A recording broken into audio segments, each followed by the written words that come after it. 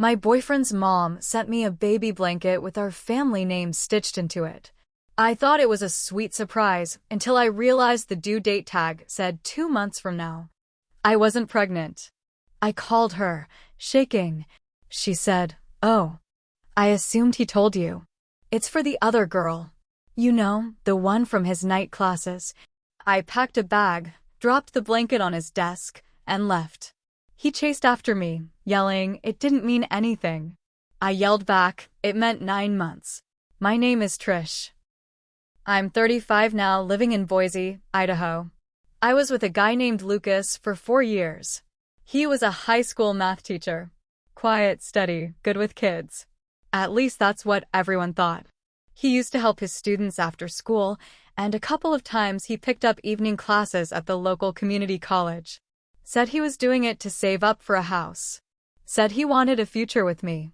We were living together in a small 2-bedroom rental on the northwest side of town. Nothing fancy.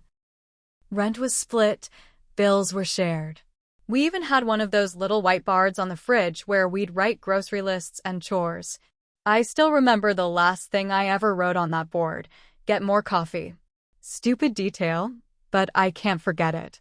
Anyway, I work in insurance. The job's boring, but it pays well and it's stable. I had no reason to suspect anything weird was going on. Lucas wasn't the flirty type. He never hit his phone, never stayed out late drinking, didn't hang out with the guys much. We spent weekends watching documentaries or working on the yard. We even went to a couple's cooking class once. It was boring as hell, but we laughed through it. So yeah, I thought we were solid. His mom, Marianne, lived up in Missoula, Montana, about 3 hours away. We weren't super close, but we were friendly. She sent cards on my birthday and at Christmas. I once helped her pick out a recliner for her den. She always seemed sweet, a little old-fashioned, maybe a little too into her son's business, but nothing too bad. That changed fast. It was a Saturday morning. I remember it exactly because I'd worked a late Friday shift and finally had a day to myself. I was wearing an oversized hoodie, drinking my first cup of coffee, and watching trash TV in the living room. Nothing unusual. Doorbell rang. I opened it to find a small cardboard box from the post office. Return address: Marianne Bennett. I smiled a little. Figured it was some kind of early birthday thing or maybe something handmade. Marianne liked to knit. I took the box into the kitchen and opened it on the counter. Inside was a baby blanket. Soft blue, with tiny yellow ducks in the corners. I pulled it out, confused, but still kind of smiling. I thought maybe Marianne had made it for someone else and sent it to the wrong address. But then I saw the stitching. My heart actually stopped for a second. I swear it did. Right there on the edge of the blanket, in light gold thread, it read, "Baby Boy Bennett. Due August 19th." I stood there frozen. Blanket in my hands. Mouth dry. Mind racing. August 19th. That was 2 months from now. I wasn't pregnant. Not even close. I had gone to my OB in April and had a full checkup. We'd talked about trying in the fall, Lucas, and I weren't rushing anything. We were still debating dog breeds, for crying out loud. So this blanket, this wasn't a mistake. This wasn't a random gift. This was for a baby with his last name. And a due date. I sat down, stared at the blanket. My hands were shaking. I thought about calling Lucas, but he was tutoring on campus. I figured he'd just deny or deflect. I needed answers from the person who sent it. So I called Marianne. She picked up right away. "Hi, sweetheart. Did you get the package? Isn't it sweet?" I swallowed. I tried to stay calm. "Marianne, what is this?" "What do you mean?" "This blanket. It says Baby Boy Bennett. Due in August." "I'm not pregnant." There was a pause. I swear I could hear her breathe in through her nose like she was debating something. Then she said it. Just like this. "Oh, I assumed he told you. It's for the other girl. You know, the one from his night classes." She said it so casually, like it was normal. Like it wasn't a goddamn grenade. I didn't say anything. I couldn't. My ears were ringing. My stomach twisted up into a knot. The other girl, I finally said. Yes, she said, almost annoyed now. You know, the one with the long dark hair. I met her once. Seemed nice. I didn't realize he hadn't told you. I hung up. I don't know how I moved. I don't remember deciding to do anything. I just started packing. Jeans, sweatshirts, toothbrush, socks, my work laptop, passport. The whole time my hands were cold and my chest was tight. Lucas came home around 6:15. I was standing in the bedroom, folding the last of my clothes into a duffel. He walked in and stopped in the doorway like he'd walked into a crime scene. What's going on? He asked. I didn't answer. I zipped the bag. He followed me into the kitchen. Then he saw the blanket, still lying there on the table. Trish, what is this? I picked up the blanket, walked to his office, dropped it on his desk. I'm not the one you're having a baby with. He followed me out the front door. Trish, wait. It didn't mean anything. I turned on him, halfway down the driveway. I yelled louder than I've ever yelled before. It meant 9 months, Lucas. It meant a due date. It meant a name. Don't you dare stand there and say it didn't mean anything. His mouth opened. Nothing came out. I got in my car and drove to my sister's house in Meridian. My sister, Rachel, took one look at me when I showed up at her front door and said, "What happened?" I didn't even answer. I just handed her the blanket. She read it. Her mouth dropped open. Is this real? I nodded. She didn't ask anything else. She pulled me inside and made tea, like I was the one who'd just gone through childbirth. I stayed with her for 3 nights. In those first 72 hours, I didn't hear from Lucas once. No texts, no calls, not even an email. That silence told me everything I needed to know. On the 4th day, I got a fraud alert on my bank app. I logged in and saw it. Lucas had withdrawn $2,400 from our joint savings. Just gone. We had over $8,000 saved up in there, money we were setting aside for a house or a vacation or a future I now knew we were never going to have. He hadn't even tried to hide it, just took it. I called the bank.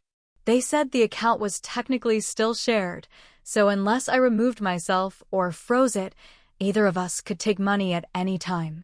I froze the account immediately. But I was fuming. He hadn't even tried to contact me. He'd gone radio silent, and now he was dipping into our shared money like nothing happened. I decided to hit back. Rachel helped me call an attorney she knew, divorce lawyer, technically, but I wasn't married. I still needed help figuring out how to deal with the shared lease, our joint financials, and how to protect myself if things got worse. The lawyer was calm, smart. She told me the first step was to get everything documented. Bank statements, lease info, texts, emails, anything. And then she asked, do you want to stay quiet and just walk away, or do you want to make it painful for him? I didn't even blink. Painful. Lucas wasn't home. I knew his schedule. Monday night class. I had a 3-hour window. I let myself in with my key. The house smelled like old coffee and laundry detergent. My throat clenched. I went room by room, gathering my stuff. But I didn't stop there. I took the router. He worked from home a lot. I took the charger to his school laptop. I took every single USB cord I ever bought. I unscrewed the shower head I paid for. I took back my cast iron pan and every spice in the cabinet. Then I went into the closet, opened the box where we kept old paperwork, and pulled out the receipts for the couch and the bed. My name was on those. So I called a moving company. I told them to come tomorrow at noon. I was back at Rachel's when he finally decided to call. His voice sounded fake calm. Hey, I saw you were at the house. What's going on? What's going on? I repeated. You froze our account. You took $2,400. I needed it. For some things. I laughed. Baby things? He was quiet. You really thought you could juggle both of us, Lucas? I said. You thought I'd never find out? It was complicated, he said. No, it wasn't. You cheated. You got another woman pregnant. And your mother is the one who told me. Still, no apology. Just this one sentence. You're overreacting. I posted on Facebook that I was moving out of our place and looking for furniture donations after an unexpected betrayal. I didn't name names, but everyone in our circle knew who I meant. His coworkers, his friends, some of his family. They saw it. I started getting messages from women. One of them said, "Is this about Lucas? Because I TA'd for him last semester and he asked me out for drinks more than once." Another sent screenshots. He'd been texting another girl, not the pregnant one. A third one. I printed everything, every message, every screenshot. I sent them all to the principal at his high school, to the director of the community college night program. Just facts. No commentary. Hi. I believe you should be aware of this behavior from your employee. A week after I nuked his professional life, I got a DM on Instagram from a woman I didn't know. Her profile was private. Her profile pic showed her holding a coffee cup, nothing else. Her name was Carly. The message just said, "Hi. I think we need to talk. I'm the other girl. I didn't know about you." I stared at the screen for a long time. My hands were cold again. I wrote back, "Do you mean the baby?" She replied, "Yes. I'm so sorry. I thought he was single. I wasn't sure I wanted to see her. But I needed to know the full story." She showed up wearing a gray hoodie and leggings, hair in a messy bun. Maybe 25. She looked scared. And very, very pregnant. 8 months, maybe more. Her belly moved while we sat. She didn't touch her coffee. "I didn't know about you," she said again. "He told me he used to live with someone named Trish, but you'd broken up." I blinked hard. When did he say that? Back in February. He said the breakup was messy but mutual.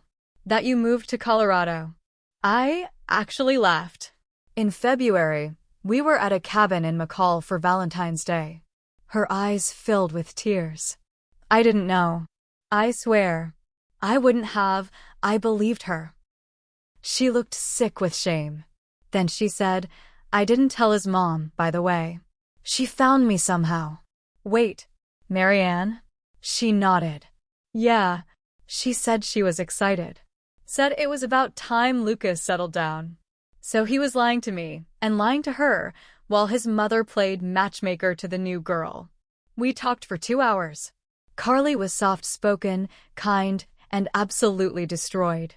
Then she said this, "He told me you were unstable. That you stalked him after the breakup. That you hacked his email once." I just stared at her. "I'm sorry," she whispered. I didn't want to believe it, but when I saw your name in the bank info, when he took out that money, I knew something was wrong. She showed me a Venmo screenshot. Same $2,400. Sent to her. Memo line, "Doctor deposit." I sat back. He used our savings to pay for prenatal care for a woman he was cheating on me with, and lied to her about who I even was. "You didn't deserve this," she said. "None of us did." And then she asked, quietly, "Are you going to come after him?" I looked her in the eye and said, "I already did. But I'm not done. The thing about people like Lucas is, they think women won't talk to each other. They count on us staying isolated. But once we start comparing notes, they lose control fast." After that meeting with Carly, I got strategic. I wasn't just angry anymore. I was focused. Lucas had already been reported to the principal and his college supervisor. But now I had proof that he'd been dating a student while she was actively in his class. Carly gave me screenshots. Texts during class hours. Flirtatious messages right before quizzes. She even had a photo from the night he took her to dinner, 2 days before her midterm. It was enough. I packaged it all in an anonymous Google Drive folder, shared it with the Idaho State Board of Education, the Human Resources Department at both schools, and the head of the college's ethics committee. The subject line: inappropriate relationship between educator and student, Lucas Bennett. Within 48 hours, I got confirmation. An investigation had begun. He was placed on temporary leave from both jobs. He lost his health benefits that same week. I thought about letting her slide. I really did. But the more I thought about that damn blanket, the angrier I got. She knew. She stitched that lie into fabric and sent it to me with a smile. She could have stayed out of it. She didn't. So I got petty. I waited until I knew the baby was born. Carly posted a sweet little photo in the hospital. Healthy baby boy, big eyes, full head of dark hair. Guess what name she gave him? Matthew James. No Bennett. I smiled when I saw it. Then I mailed Marianne her blanket back. Only I'd added something. I took it to a local embroidery shop, paid extra, and had a patch stitched right under her original message. It said, "This baby was born from lies. Congratulations on your new legacy." I mailed it in a plain box, no return address. Rachel said it was too cruel, but it felt fair to me. He must have heard about the investigation. He called from a different number. I answered out of curiosity. "Trish," he said, sounding wrecked. "Please. They're saying I might lose my license. You have to help me." I laughed. "You want my help now? I can't lose my job. Carly won't talk to me. My mom won't even answer." I let him talk for a bit. I wanted to hear the desperation. He begged. "I didn't mean for any of this to happen." I said, "You meant to lie. You meant to cheat. You meant to take money. What part didn't you mean?" Silence. Then I gave it to him. "You had 2 women. A baby on the way. A mother who backed you. And you still managed to destroy it all. That's talent." He started crying. I hung up. Lucas lost both jobs. The college revoked his adjunct position completely. The high school didn't renew his contract. It didn't go public, but enough people found out. He moved out of Boise 2 months later. Carly is raising her baby on her own. We still talk sometimes. We're not friends, exactly, but we look out for each other. As for me, I got promoted 3 months after everything blew up. I bought myself a new couch. A better one. Every time I lie on it, I think about how it used to sit in that old house. And how he thought I'd just walk away quietly. He was wrong. I didn't just leave. I made sure he had to live in the mess he made. With no job, no trust, no excuses. And that baby blanket? I hear Marianne never stitched anything again.